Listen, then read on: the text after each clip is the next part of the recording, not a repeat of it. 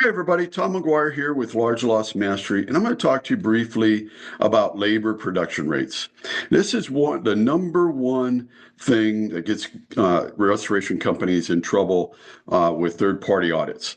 And why is that? Because they have too much labor on the job and they don't know it.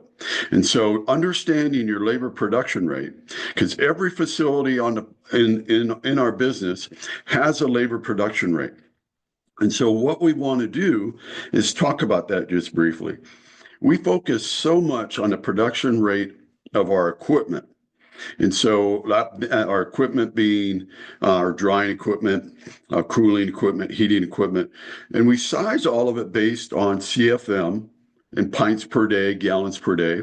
And what is that? That is our production rate of our equipment.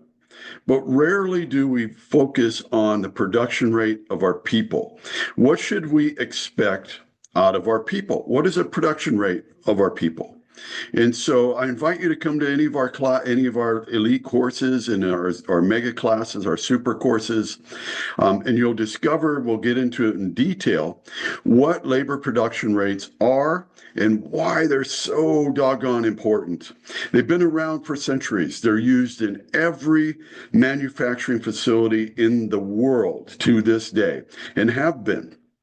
Even all the way back to the pyramids, labor production rates were used to determine how much labor do we need, how many people do we need to do the work, to move a 10-ton rock, a 20-ton rock, a 30-ton rock. What did it take to do that? So whether you believe it was done by people or aliens, it doesn't matter.